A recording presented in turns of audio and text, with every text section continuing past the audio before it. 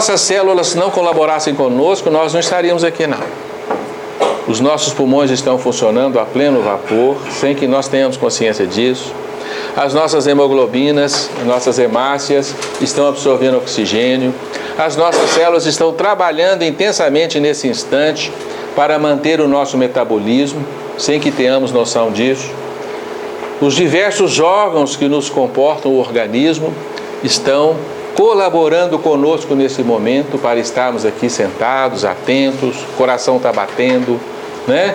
Vários órgãos estão funcionando de uma forma correta e precisa e eles são nossos colaboradores. Então essa história de conversar com as minhas células para elas me ajudarem é verdade? É verdade, sim. Tem um médico sanitarista que falou com a gente uma vez, ele conversa com as células dele para elas serem menos exigentes, ele come um pouco, o Antônio falou que eles são surdas. São nada. Elas atendem às nossas intenções.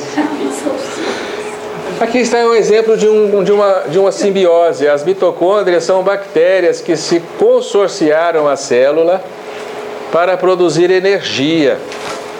Elas captam energias da combustão dos alimentos, né, da cadeia respiratória, através de moléculas especiais chamadas ATP, e acumulam energias e trafegam no universo celular, levando energia onde é necessário. São as nossas baterias celulares, né? São bactérias que abdicaram da sua vida livre para trabalhar em conjunto com a célula. E sem mitocôndria a célula não sobreviveria. Houve a necessidade de um conúbio amoroso entre esses dois seres, deles se entenderem, se abraçarem e falar assim: vamos trabalhar junto? Vamos produzir um ser unicelular, né? E junto nós vamos conseguir, né?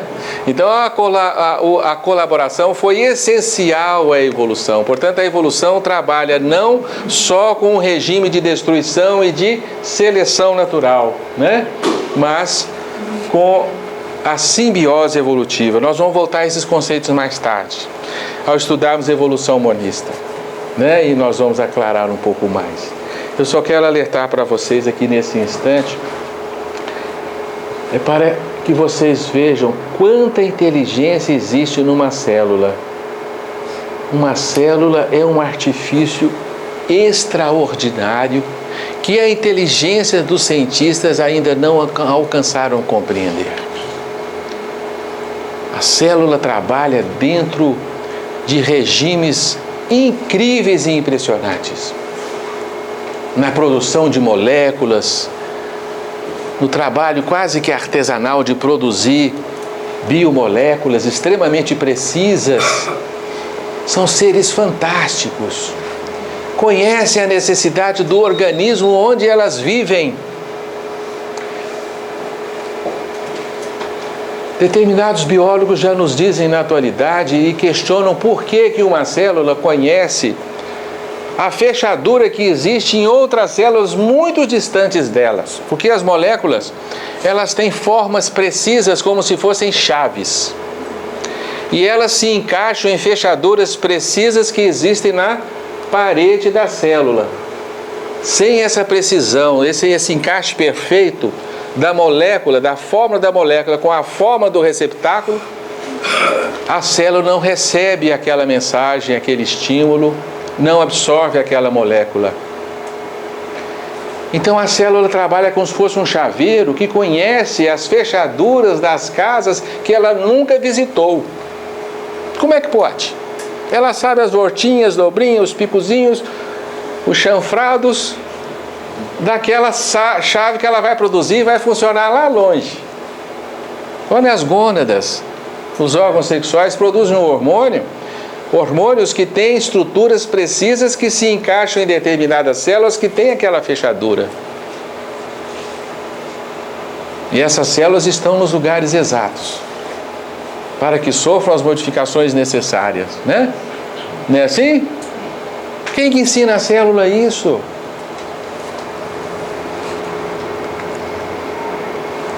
Não é acaso. Não é o código genético. O código genético não tem inteligência para tanto. Vocês não se deram conta, mas nós vivemos nos nossos dias uma crise de largas proporções sofrida pela engenharia genética. A engenharia genética hoje alimenta-se de um grande fracasso, o qual ela oculta aos olhos dos ignorantes que somos nós. Porque já faz 10 anos, foi em 2001, que o presidente norte-americano, numa das salas da Casa Branca, com ares de pompa, anunciou ao mundo que o homem, enfim, havia delineado o código genético. Ele tinha o segredo da vida, detinha em mãos toda a sabedoria que a biologia acumulou em bilhões de anos, porque agora a ciência conhecia o código genético famoso. Mas de 2001 para cá, a medicina genética não nos proporcionou, a não ser exames laboratoriais que detectam alterações cromossômicas, alterações genéticas, né, que evoluíram bastante, não nos proporcionou o sonho do homem perfeito na Terra. Porque a ciência materialista tinha o pressuposto de que a ciência genética iria produzir o homem perfeito. Iria construir um código genético absolutamente impecável e nós poderíamos, né, ao encomendar os nossos filhos, comprarmos genomas, né, com seres de olhos azuis, musculosos, altos, loiros, né? Inteligentes, né? Impecáveis, né? Sadios, absolutamente isento a todas as doenças. Felizes, sem depressão, sem nada. A gente iria num laboratório, compraria esse genoma, seria então encaixado no óvulo materno, né? E teríamos um ser humano perfeito na Terra, né? Alto? Naquele livro dele sim, o Admirável Mundo Novo. já preparava. Mas essa ideia não funciona. Não se constrói um músico perfeito dando-lhe um instrumento impecável. Se colocarem um Stradivarius, né, um violino, um Stradivarius nas minhas mãos, eu vou danificá-lo, acabar com ele. Vocês vão sair correndo da música terrível que eu vou tocar. O músico perfeito tem que ser adestrado para que ele elabore a música perfeita no instrumento perfeito. O instrumento perfeito, aliás, o homem perfeito só pode ser produzido pelo espírito perfeito, né? Pelo músico perfeito. Não é isso? Mas o código genético se transformou também numa grande falácia, porque a ciência descobriu que o genoma não detém todas as informações necessárias para o comando da vida e de todos os seres vivos. Nós já falamos disso aqui com vocês, não já? Vale a pena repetir? O nosso código genético tem bilhões de pares de moléculas muito especiais, chamadas nucleotídeos, né? Que guardam informações na sequência com que elas são ligadas na fita do DNA. Mas a ciência descobriu que, apesar de ter bilhões de moléculas, só determinados sítios do código genético são ativos. Esses sítios são onde se localizam os genes, ou genes. Então a ciência descobriu com muita precisão que o nosso genoma possui 33 mil genes. 33 mil pequenos códigos de informação. Esses códigos de informação, eles estão ali delineados em estruturas das nossas moléculas. Então, determinadas moléculas exigem uma sequência muito precisa na sua confecção, na ordem com que os átomos são ligados. Um átomo não pode sair dessa sequência, porque a molécula se transforma totalmente. Então, essa sequência está ali delineada no código genético. Então, o código genético tem um molde de como fazer 33 mil tipos de proteínas. As proteínas são os tijolos que formam os nossos corpos. E os corpos biológicos são feitos de 33 mil tipos de proteínas? Não. Quantos tipos de proteína se faz um ser humano? Não se sabe, mas calcula-se que seria entre 2,5 a 3 milhões de tipos de proteínas. Mas nós temos no código genético o desenho de 33 mil. Sobram 2 milhões de caquerada. Onde é que está o desenho dessas proteínas? E por que o desenho do código genético se fez de forma inteligente por si só? Não é verdade? Então a ciência ficou estarrecida de que o código genético é um rascunho de como se forma um ser vivo. Haja vista a semelhança do nosso código genético com o nosso irmãozinho chimpanzé, né? O nosso código genético é 99,4% em tudo semelhante ao código genético do chimpanzé. Sobra 0,6% de diferença. Não é suficiente para nos distinguir dos chimpanzés, porque as nossas dessemelhanças são enormes.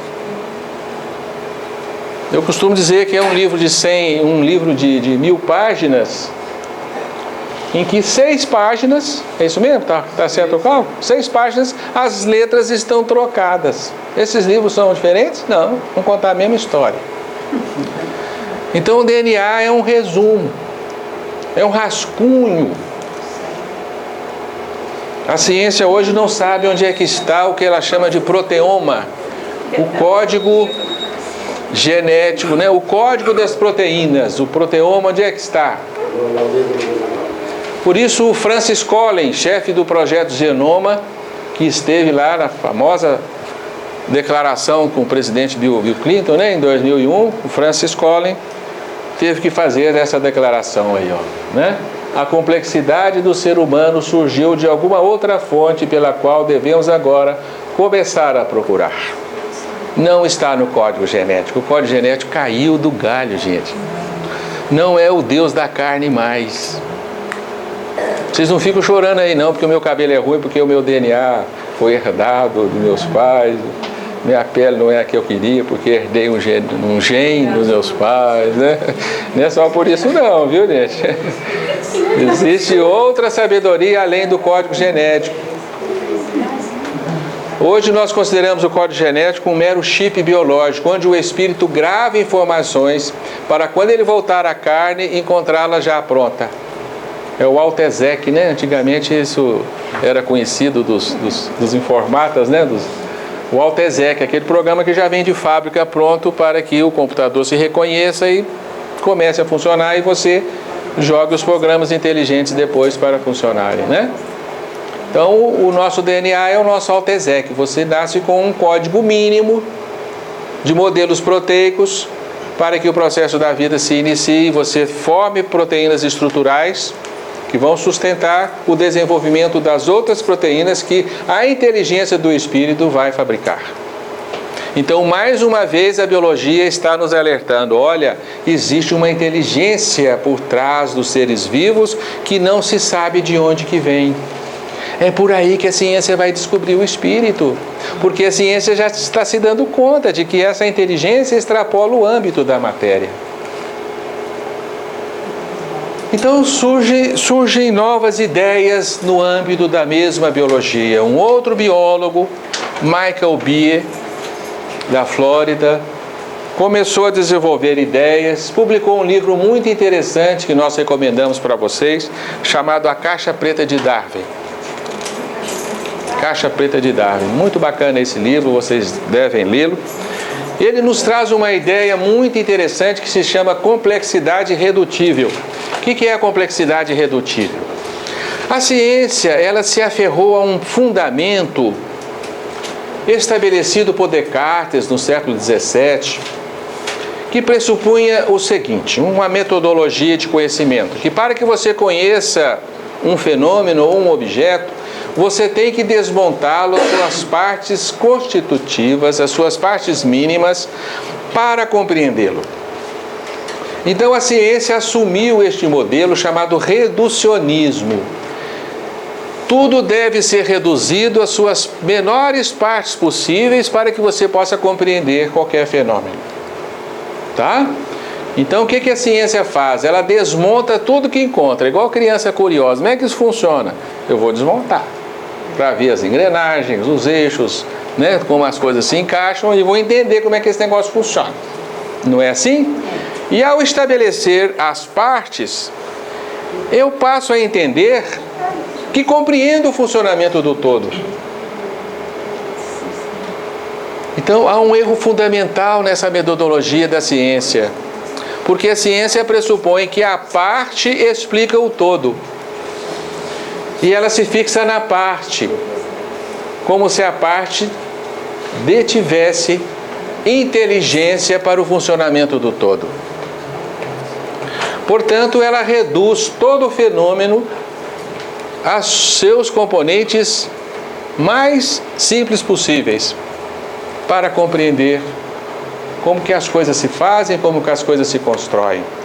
Por isso a biologia disseca, não é isso? O médico debulha e faz exames laboratoriais para estudar as partes e procurar nas partes o mau funcionamento do todo. Não é assim? A nossa ciência é a ciência reducionista, a medicina é reducionista, né? E nós avançamos nesse reducionismo. Hoje se aplica o reducionismo ao estudo da própria mente, do próprio cérebro. As partes do cérebro justificam o homem. Não é assim? A ciência diz, por exemplo, a mulher é mais sensível porque o sistema límbico dela é mais desenvolvido. E nós acreditamos nisso. Não acreditamos? Não é? A mulher fica irritada, né? Irritadiça, intolerável no pré-menstrual por ação dos hormônios. O hormônio justifica a parte e justifica o todo. Nós acreditamos nisso. As mulheres gostam de justificar isso, né? Mexe comigo não, tô na TPM. A culpa é dos hormônios. Nós julgamos na parte a justificativa do todo. Há um grande erro de interpretação aí da ciência. E a ciência agora que está se dando conta disso. A parte não justifica o todo. O universo não funciona assim. O universo parte de um todo, a partir do qual ele constrói as suas partes. Aqui está o exemplo mais simples possível, uma ratoeira. Se você jamais viu uma ratoeira, você pode entender a ratoeira desmontando a ratoeira. A ratoeira é feita de uma haste de ferro, uma base de madeira, uma mola, que não está aqui, um pedaço de queijo. A base de madeira, a haste de ferro, o queijo, explica a ratoeira? Não. Eles nem sabem o que estão fazendo ali. Você não pode explicar uma ratoeira pelas suas partes. A ratoeira é construída com um objetivo superior, uma inteligência que montou aquelas partes para que aquilo funcione dentro de uma sistemática que está além das suas partes. Portanto, uma ratoeira não pode ser explicada pelas partes. A ratoeira está construída em base a uma complexidade irredutível. A complexidade da ratoeira não é explicada pelas partes. Tá certo? Tá claro? Essa ideia destrona Descartes. Oi? A não ser que você tenha uma planta que orienta A planta é o todo. É uma inteligência. Mais uma vez, a inteligência está sendo convocada para explicar a junção das partes.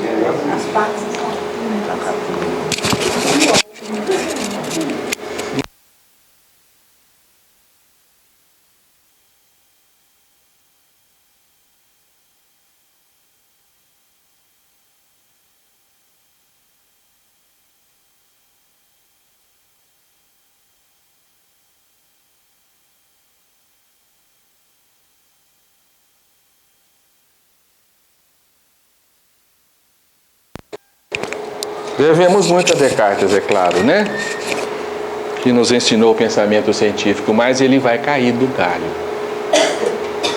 O reducionismo vai ser abandonado pela nova ciência. A nova biologia vai avançar através de outras ideias de compreensão da sistemática dos seres vivos. Isso é muito interessante porque ela vai descobrir o espírito, né? ela vai ser forçada a reconhecer que existe uma inteligência que é superior às partes. A complexidade redutível se compara a esse desenho aí de um famoso humorista americano, né, dos anos 50, fazia uns desenhos interessantes, né, e construía uns maquinários malucos. Aqui um coçador, né, de picada de inseto que depende de um sorvete, que derrete, que espanta um passarinho, que pula, né, que assusta um cachorro, o cachorro dá uma pirueta e o negócio funciona, né? Então ele construiu um mecanismo todo maluco, fixado ali na sua cintura, né, para coçar, né? É claro que é uma brincadeira do humorista, né? Mas a biologia funciona assim. A biologia se serve de uma série de etapas que passam por outras, para atingir um objetivo. Isto é uma complexidade irredutível. As frações intermediárias dos processos biológicos não explicam o conjunto deles. Uma simples hemoglobina, né? Uma simples hemácia, construída para absorver oxigênio, liberar gás carbono, né, na circulação pulmonar, ela é desenhada com uma precisão tal. Essas alças aqui são chamados núcleos M, são extremamente importantes na captação de oxigênio. E essa estrutura da hemoglobina é precisa. Se você mudar a ordem de um átomo desses anéis, essa hemoglobina não se dobra nessa configuração, nesse formato, e ela não funciona. Então, os átomos de carbono, de hidrogênio, de oxigênio e de nitrogênio e ferro que formam a hemoglobina não explicam a hemoglobina. A hemoglobina é uma ratoeira complexa, feito de uma junção de partes, mas as partes não dão conta. Não se combinaram para formar esse conjunto altamente inteligente, altamente preciso, que desempenha uma função precisa, né? E com extremo proveito. Ai de nós, se a nossa hemoglobina não tivesse esse formato, nós não estaríamos vivos. Alguém já se lembrou de agradecer? A hemoglobina, né? Quanta inteligência existe nos seres vivos, né? Que resolvem todos os problemas imediatos e solucionam todos os grandes desafios da vida.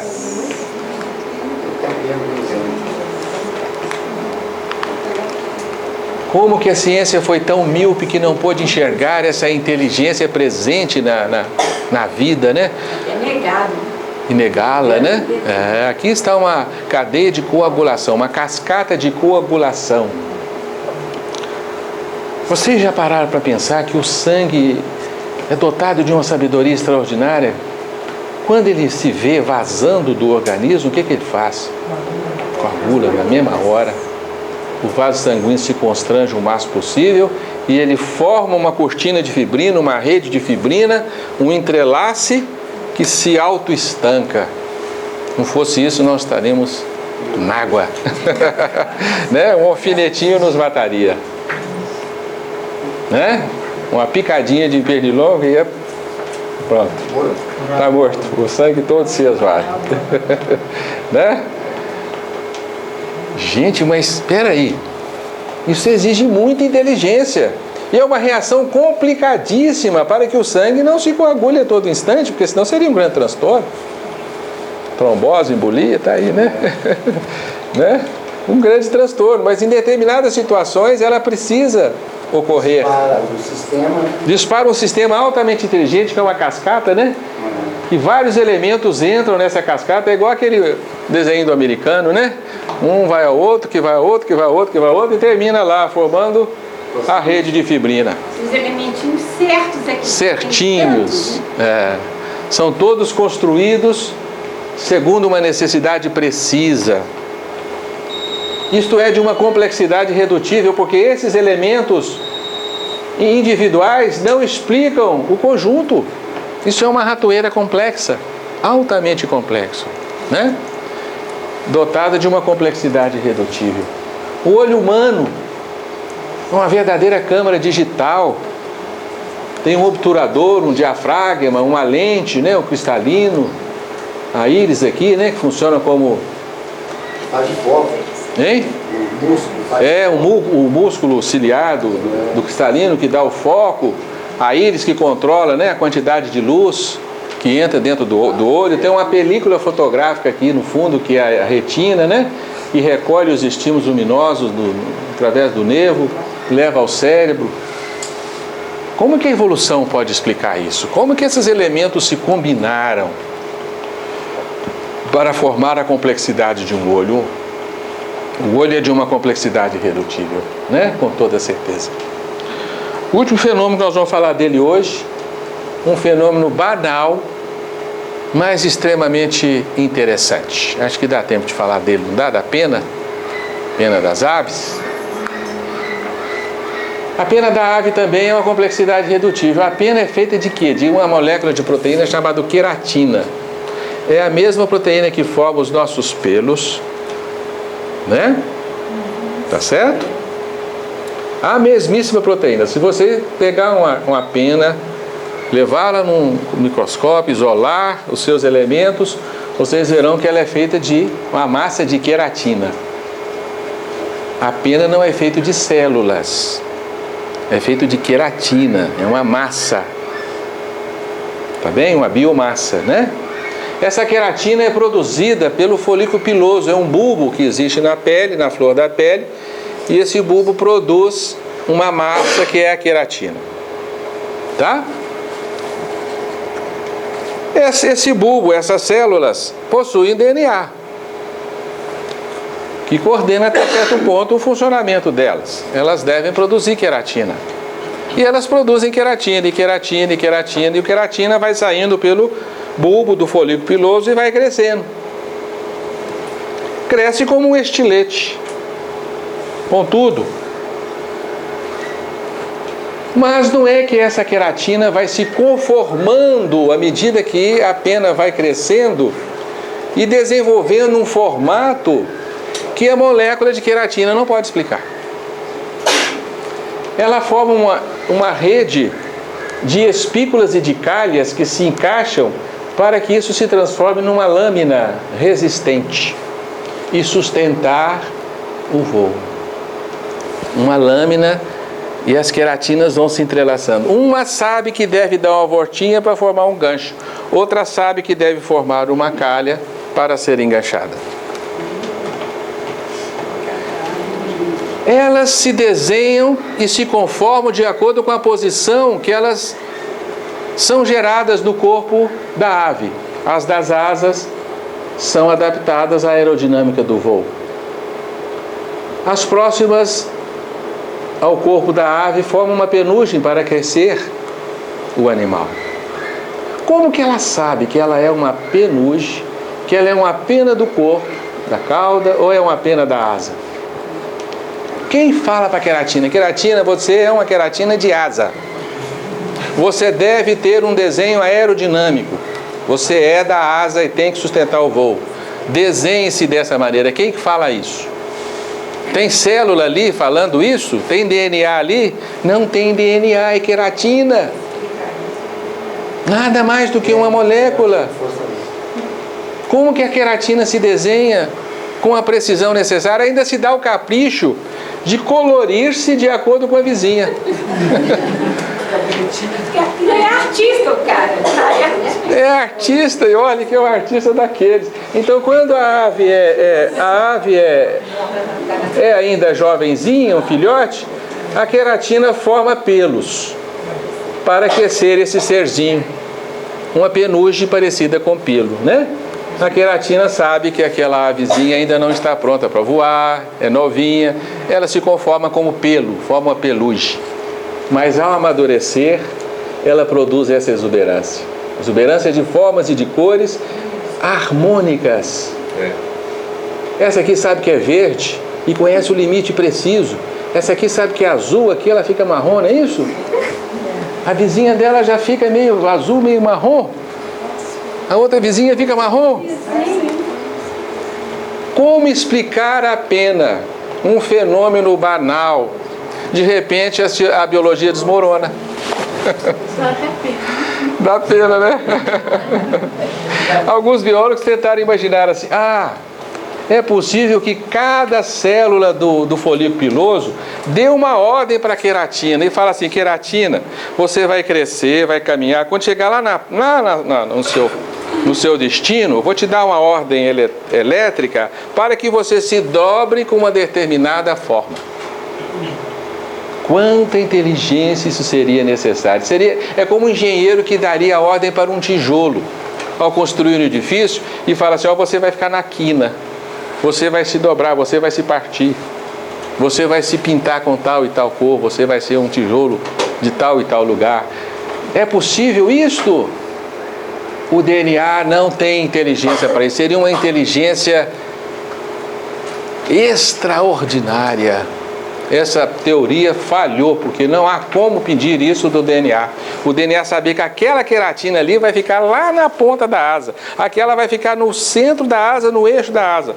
Desiste. Hoje não se sabe como explicar a configuração das penas. Uma pessoa muito inteligente, habilidosa, pintou isso aqui numa mão para copiar um tucano. Isso exige precisão, exige paciência, detalhamento para colorir, né, de branco, de preto, não é isso? Quanta inteligência é preciso para fazer essa pequena arte? Ela se faria por si só? Mas esse ser se faz por si só. Ele se maqueia aí com essa precisão, com essas peninhas amarelas, delimitadas perfeitamente, né? Com arte, com gosto, né? Muita arte. Ainda voa. É uma máquina de voar, né? Teria outro elemento não descoberto ainda? O genoma? Não. A única solução para a biologia será admitir a existência de campos estruturais. Os campos morfogenéticos de Sheldrake, né? Um biólogo inglês que lançou essa ideia. Há um campo atrativo das queratinas que desenha as creatinas. Como se fosse um campo magnético atraindo limalhas de ferro, né? A existência ali de uma inteligência extraordinária. Dá tempo de mostrar isso aqui ou vamos parar? Não, é interessante. Isso é bacana demais da conta, né, senhor? Já ouviram falar de nanotecnologia? Tecnologia de microaparelhos, microengrenagens? Isso aqui é uma produção nanotecnológica. Trata-se de um rotor. Ele gira, tá? Ele tem um motor aqui, tem embuchamentos precisos, tem eixo, tem uma hélice rígida que gira. Fazer esse movimento giratório. E ele é movido por energia eletromagnética. Esse aparelho é elétrico. Hã? Campo magnético. É. Aqui atrás. Exatamente. Ele tem fiações e tem aqui essas estruturas, um bastão, e a energia eletromagnética toca esse bastão. Há uma alternância dessas, aqui tem os alternadores, né? Que alternam essas energias e fazem com que o campo magnético mude e o rotor funciona. Com o motor elétrico, motor de enceradeira, de um liquidificador, funciona assim. Não é assim? Se as pessoas desmontarem ele, né? Aplica o Descartes ali, né? Para ver como é que ele funciona. Tem que ligar ele na energia elétrica para ele rodar. Funciona com a energia eletromagnética. Esse é um motorzinho bem bolado. Esse motorzinho tem medidas ultramilimétricas. Ele está na ordem de microns. É menor do que 1000 vezes 1 milímetro esse motor. Sabe onde que está esse motor? Você sabe onde é que esse motor funciona? Esse motor está aqui. Isso é uma bactéria. Isso daqui é o flagelo da bactéria. Antigamente os biólogos achavam que o flagelo fazia esse movimento para que a bactéria pudesse caminhar. Hoje se sabe que não. A bactéria gira o seu flagelo como se fosse uma hélice, movido por um rotor feito de 240 peças que se montam de forma precisa, são embuchadas para isolar o meio interno da bactéria. São 240 tipos de proteínas, que são pecinhas diminutas que se encaixam para formar esse rotor. Tem um induzido também? Tem. É elétrico. A eletricidade advém de reações ácidas. Bateria. Essa bactériazinha é eletrônica. Ela é extremamente inteligente, né? Que rotor é esse? Como é que esse rotor se forma? Como que a bactéria tem inteligência para construir esse rotor? Nós levamos quantos milhões de anos, né? Ou milhares de anos para construir um motor elétrico? Né? E a bactéria já sabia construir um motor elétrico, ó, há milhões de anos. Isto é uma complexidade irredutível. Você não pode explicar um rotor de uma bactéria pelas suas peças, tá? Nós vamos parar porque já acabamos, né? Deixa eu só ver o que é. Qual é o meio dela?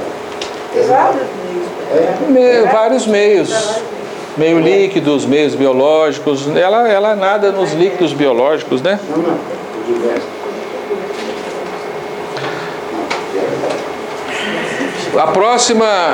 O próximo conceito que nós vamos conversar sobre ele é o planejamento inteligente. E nós vamos passar um filme muito interessante sobre o planejamento inteligente, tá? Eu vou avançar rapidamente aqui só para o nosso próximo encontro, que é no dia 19 de março.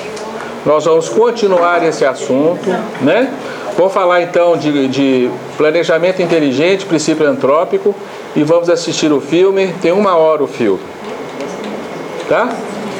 E aqui fica o convite do próximo sábado, 26 de fevereiro, às 14 horas, o nosso seminário lá no Cefet.